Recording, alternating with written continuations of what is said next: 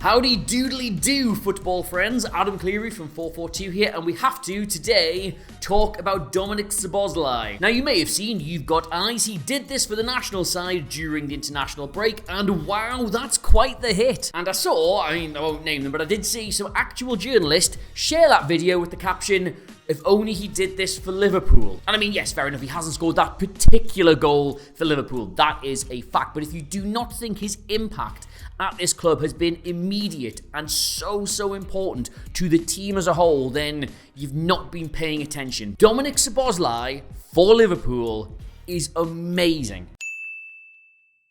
Alright, so the team that Jurgen Klopp has fielded has changed quite a lot, partially due to some, let's call them unfortunate suspensions, but I think in an ideal world it kind of looks a little bit like this. Now, prior to joining the club, Szoboszlai played either wide left or wide right, usually in a 4-3-3, so I think a lot of people expected him to take up a similar position here at Liverpool, but no, he's been deployed as one of the 8 in that midfield 3. And it's understandable why Jurgen Klopp would do that. Like, he's very intelligent on a pitch, he's very athletic, he works very hard, he's got that kind of intensity Liverpool midfields tend to have, so he's a good fit there. But that's not the main reason why this is where he is. Now, if you just wind your minds all the way back to last season, you will remember that both Arsenal and Man City, they were having a lot of success playing this fabled box midfield thing. I and every other football channel, we've done like a million videos on it. They're all over the internet. I'll link one somewhere in the comments. But basically, you pull a defender out, they go into the midfield, you shuffle across, and then you get a 3-box-3. And last season, with Trent Alexander-Arnold struggling with other teams targeting him for his supposed defensive shortcomings, but him still being undeniably brilliant on the ball, there was a lot of calls for Jurgen Klopp to revert to a box midfield by moving Alexander-Arnold into the centre and allowing the rest of the defence to shuffle across. But he really resisted the temptation to do this, and the reason for that is because while it is a great use of Alexander-Arnold, it is a staggering waste of Mo Salah. Like, in the box midfield, people always focus on the box itself. How interesting, how exciting to have 4 central midfielders, so you can have a numerical advantage against teams with 3 central midfielders. But the only way it works in an attacking sense, and what both Arsenal and City do, is they have their wide players stay as wide as possible to allow these 2 8s to provide an attacking threat. Like, if you think about Arsenal last year, how impactful Ødegaard was in this position, even Granit Xhaka started scoring loads of goals, while Saka over on the right held the width to help create the space. And for Man City, on the other side, Grealish was always as far as he could be, getting chalk on his boots and leaving room for De Bruyne and Gundogan to get up and support Haaland. Mo Salah remains one of the most dangerous right-sided attackers in world football, precisely because he does not play in this area of the pitch. He plays in this area of the pitch, the right-hand channel. So Klopp didn't want to do this because the box is really good and it's good for Alexander-Arnold, but just what is Mo Salah going to do stuck all the way out there? It didn't work for them. But hang on a minute, Adam, I thought this video was about Dominik Szoboszlai. Why haven't you mentioned him in about 2 minutes? Because he enables Liverpool to finally do this system. Now, granted, we haven't seen it a whole lot this season. It's certainly not the only way they play, but there have been a handful of times in the Premier League where we've seen Liverpool building out from the back this way. Trent Alexander-Arnold comes all the way across into the centre of midfield. He sits with McAllister there.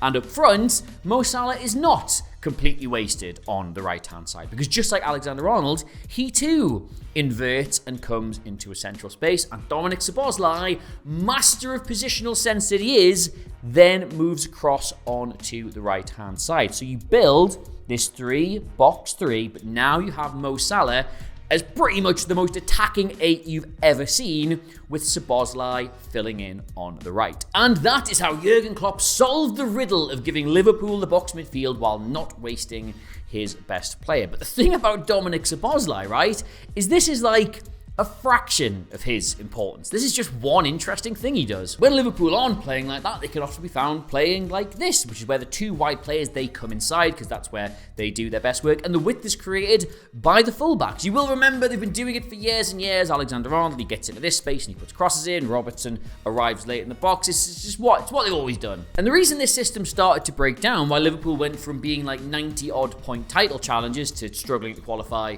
for the Champions League is because they lack the intensity between these three players to effectively enact the high pressing system. Like these players, their job was always, don't worry about the dangerous stuff. You've got 5 players ahead of you who are going to score 1 million goals. You guys make sure other teams can't get out. Turn the ball over. Recover the ball. And that's how Liverpool used to absolutely choke the life out of teams. Like all the attacking threat was provided by these 5, but behind them, you had Henderson, you had Wijnaldum, you had Fabinho, you had players like that who were going to make sure other teams could not get out. When that ball got past that front line, their job was to hound other teams to death. And to be blunt, Dominik Szoboszlai has brought a level of intensity and doggedness that Liverpool haven't had in this area of the pitch for a number of years now. Like if we look at his FB ref profile here, you might be seeing all these red bits and thinking, wow, he's not actually very good at recovering the ball. But if you look at where all the big green bars are, he is recovering it in the attacking third. He is stopping people dribbling past him. He is the best player in the league almost for blocking passing angles. Like you can see from that, he's clearly not a defender. He's not running all over the pitch trying to challenge players, but he knows his role in that final third of the pitch is to stop other teams getting out, and he's been so effective at doing it. And when we talk about that athleticism he brings and how determined he is to recover the ball, look at this absolutely brilliant map of all his ball recoveries for Liverpool this season that was put on Twitter by Pranav. 58 ball recoveries, nearly 7.5 times per game. He is identifying a straight pass or a loose touch, and he is going and collecting that ball back for Liverpool. Like I think he ranks about like 8th or 9th in the whole division for it, and all the players above him are defensive midfielders, players whose job it is specifically to go and do that. He's just doing that as a bonus to everything else he brings, and you can see why he's so good at it in the build up to that penalty he won against Brighton. Like you can see here, this is his job. He is tracking this player. He is doing what he has been told to do, but there's a really quick shift in body direction. He changes direction at the very last second as he recognizes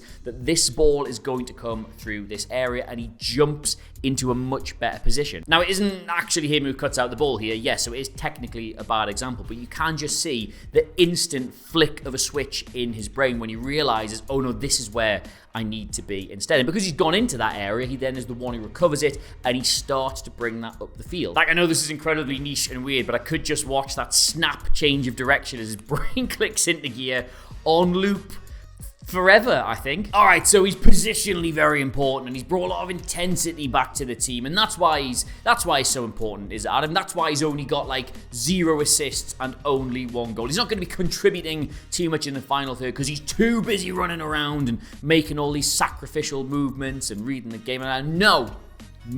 I have seen people, intelligent people, questioning Dominik Szoboszlai's output this season for Liverpool. It is 0 assists and it is only 1 goal in the Premier League. But the reason for this is not because he doesn't do that or not because he's not good at it. These are his FB ref numbers in the Premier League this season, comparative to midfielders, not to attackers, for his contribution in the final third. You can see he's playing the ball into the penalty area a lot. His key passes, which is any pass that sort of leads directly to a shot, basically creates a chance, he's getting loads and loads of them. These are his shot creating action numbers, and at 5 per game, he is Liverpool's leading player in terms of creating chances for his teammates. Nobody is putting on more potential goals in that Liverpool team than Szoboszlai is. Now, I know some people hate any stat that starts with an X, but just for the purposes of my argument here, let's go with it. This is his number of expected assists in the Premier League this season, and this is the number of actual assists he's got this season. It's a big fat 0. And this is Mo Salah's number in that exact same stat. You can see it is only fractionally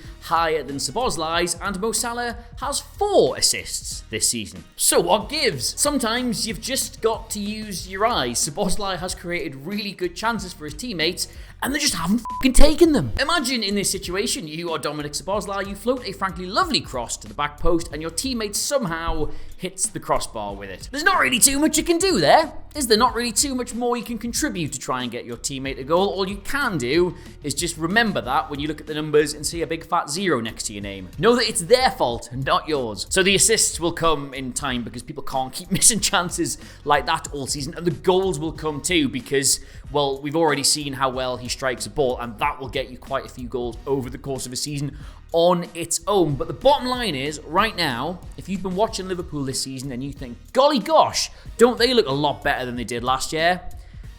He's why. And none of this is to even touch upon just how good he is at carrying the ball up the pitch, how important that's been to Liverpool, how easily he glides past other defenders, how incisive his passing can be between the lines, and why that's become a nightmare for the teams to sort of try and defend around, or even how important it is when he drops slightly deeper in Liverpool's midfield to sort of take the pressure off Alexis McAllister, how easy it is for him to dictate the tempo of a game.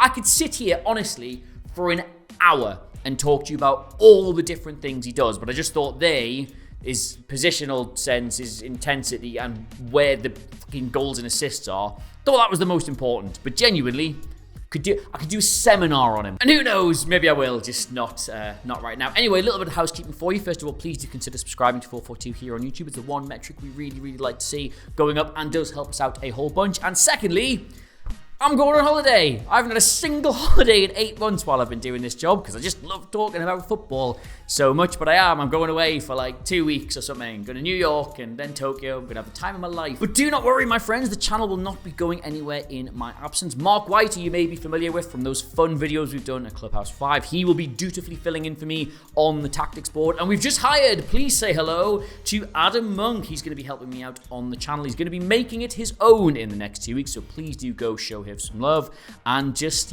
enjoy that. And until next we meet, which, yes, very sad, will be in about 2 weeks' time, I have been Adam Clery. I do hope you've enjoyed this. Dominik Szoboszlai is mint. Tell all your friends, and I'll see you soon. Goodbye. Goodbye, actually, because I am actually going. So you can watch me walk off. I'm going to the airport, figuratively.